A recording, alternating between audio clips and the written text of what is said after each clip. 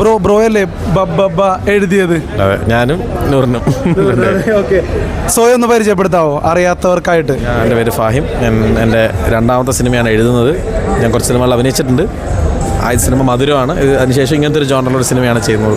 Okay, എന്തുകൊണ്ടാണ് ഈ സിനിമയ്ക്ക് ബബ്ബ പറയുമ്പോൾ തന്നെ അക്ഷരസ്ഫുടത വരുമെന്നറിയില്ല, എന്തുകൊണ്ടാണ് ഈ പേരിട്ടത്?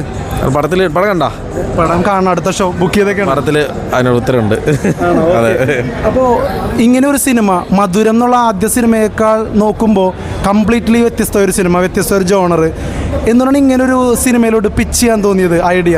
നമ്മൾ ഈ തമിഴ് തെലുങ്ക് സിനിമകളൊക്കെ കാണുമ്പോൾ നമുക്കൊരു ആഗ്രഹമുണ്ട് അങ്ങനത്തെ ഒരു സിനിമ ഇവിടെ മലയാളത്തിൽ നമുക്ക് കണ്ടാൽ കൊള്ളാമെന്ന്. അപ്പോൾ അത് പോസിബിൾ ആകാൻ പറ്റുമെന്ന് അറിയില്ലായിരുന്നു. കാരണം അങ്ങനെ ഒരു സ്കെയിലും ക്യാൻവാസൊക്കെ വരണമല്ലോ. പിന്നെ അത്രയും ആക്ടേഴ്സും സ്റ്റാർസൊക്കെ നമ്മുടെ കൂടെ നിൽക്കണം. നമ്മളങ്ങനെ സിനിമയിലൊന്നും ചെയ്തിട്ടുള്ള ആൾക്കാരല്ല. അപ്പോൾ എങ്ങനെ ആൾക്കാർ കൂടെ നിൽക്കുമെന്ന് അറിയില്ലായിരുന്നു. അപ്പോൾ ഇവഞ്ച്വലി അത് സംഭവിച്ചു. അങ്ങനെ ഒരു സിനിമ നമുക്കിവിടെ ചെയ്യാൻ പറ്റിയെന്ന് തോന്നുന്നു. ഓഡിയൻസിൻ്റെ റെസ്പോൺസ് കാണുമ്പോൾ ഒരുപാട് സന്തോഷം. റെസ്പോൺസ് എടുത്തപ്പോൾ കിട്ടിയൊരു ഫീഡ്ബാക്ക് തമിഴിലെ ബ്ലോക്ക് ബസ്റ്ററായിട്ടുള്ള മാർക്ക് ആൻ്റണിയൊക്കെ പോലത്തെ ഒരു വൈബ് വരുന്നൊരു പടമാണ് എന്നുള്ളതാണ്. അപ്പോൾ അത്തരത്തിലുള്ളൊരു കമ്പാരിസണൊക്കെ വരുന്നുണ്ട്. എന്താണ് അത്തരത്തിലുള്ള കമ്പാരിസണോടൊക്കെ പറയുന്നത്? മാഡ്നസ്സിലൂടെ കഥ പറയുന്നതുകൊണ്ട് എനിക്ക് പെട്ടെന്ന് ആൾക്കാർക്ക് അങ്ങനെ റിലേറ്റ് ചെയ്തു. ആ സിനിമയൊക്കെ നമ്മുടെ മനസ്സിലുള്ള സിനിമകളാണ്. അപ്പോൾ അതിൻ്റെയൊക്കെ ഒരു ഇത് ഫ്ലേവർ ചിലപ്പോൾ വന്നു പോയിട്ടുണ്ടാവും. ആ ഒരു അങ്ങനത്തെ ഒരു മീറ്റർ തന്നെയാണ് സിനിമ. പിന്നെ പറയുന്ന ലോജിക്കൊക്കെ മാറ്റി വെച്ചിട്ട് വേണം സിനിമ കാണാൻ വരാൻ എന്നൊരു കാര്യവും പറയുന്നുണ്ട്. പരാതികൾ ഉണ്ടാവില്ല. അതാ നമ്മൾ ഒരുപാട് പരാതി പറയാൻ വേണ്ടി കാണരുത്. ഇത് ബുദ്ധിപൂർവ്വം ചിന്തിച്ച് അതെന്താ എങ്ങനെയാന്നൊക്കെ ചോദിച്ചുകൊണ്ടിരുന്ന ഇങ്ങനെ ഒരു കഥ തന്നെ ഉണ്ടാവില്ല. 5 മിനിറ്റ് സിനിമ കഴിയും. ബബ്ബ ദിലീപേട്ടനെ തന്നെ മനസ്സിൽ വിചാരിച്ച് എഴുതിയൊരു സിനിമയാണോ?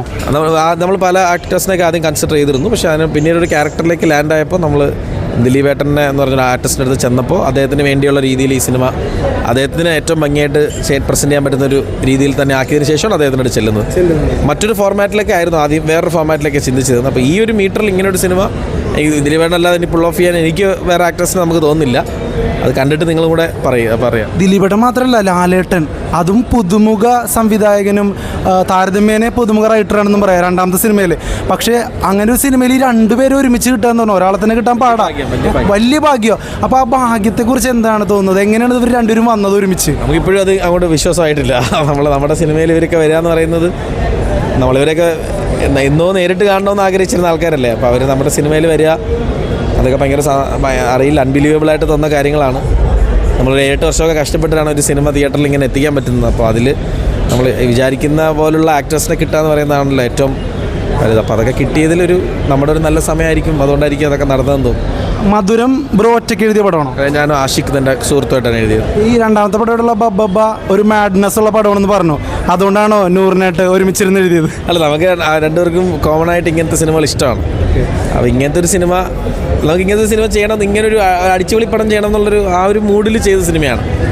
അങ്ങനെ വന്നിട്ടുണ്ടെന്ന് തോന്നുന്നു. ബാക്കി ഇനി ഓഡിയൻസ് പറയട്ടെ. ഇനി നമ്മളൊന്നും പറയാനുള്ള കാര്യമില്ല. ഇനി ഞാൻ കൂടുതലൊന്നും പറയുന്നില്ല. ഓഡിയൻസ് നൂറിലൊരു റൈറ്റർ ഉണ്ടെന്ന് എങ്ങനെയാണ് തോന്നിയത്? അങ്ങനെ നമ്മൾ ഡിസ്കസ് ചെയ്ത് പരസ്പരം പറയുമ്പോൾ നല്ല കഥകളും അങ്ങനെയുള്ള കാര്യങ്ങളൊക്കെ നമ്മളെപ്പോഴും സിനിമയാണല്ലോ നമ്മുടെ ഡിസ്കഷൻ. അപ്പോൾ അങ്ങനെ സംസാരിക്കുമ്പോൾ നമുക്ക് തോന്നി നമ്മൾ ഒരുമിച്ച് എഴുതാൻ നന്നായിരിക്കുമെന്ന് തോന്നി. പിന്നെ എൻ്റെ സുഹൃത്താണ് ഡയറക്ടർ ധനഞ്ജയ്, അടുത്ത സുഹൃത്ത്. നമ്മളൊക്കെ ഒരുമിച്ചുള്ളായിരുന്നവരാണ് കുറേ വർഷങ്ങളായിട്ട്. അപ്പോൾ നമ്മുടെ ഒരു റാപ്പ് പോലുണ്ടായ ഒരു സിനിമയാണ് ഇത്.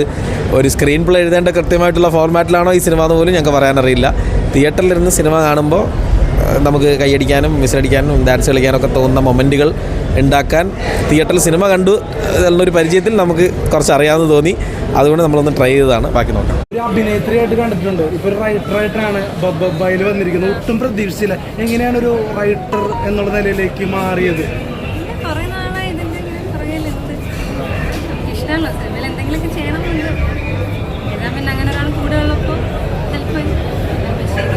അതായത് മധുരം എഴുതിയ ആളാണ്, ഫാഹിം എഴുതിയ ആളാണ്.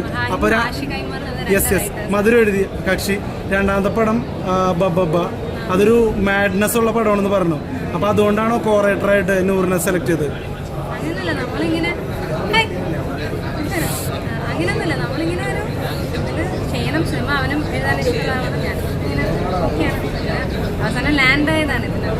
ഈ പാർട്ട്ണർ ഇൻ ക്രൈം എന്നൊക്കെ പറയുന്ന പോലെ പാർട്ട്ണർ ഇൻ സ്ക്രിപ്റ്റായി മാറിയിരിക്കുകയാണ്.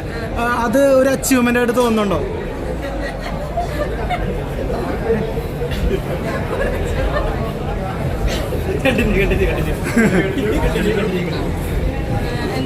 അല്ല, പാർട്ട്ണർ ഇൻ ക്രൈം എന്നൊക്കെ പറയും നമ്മളിപ്പോൾ പാർട്ട്ണർ ഇൻ സ്ക്രിപ്റ്റായി മാറിയിരിക്കുകയാണ്.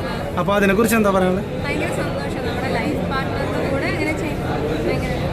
നല്ലൊരു കാര്യം.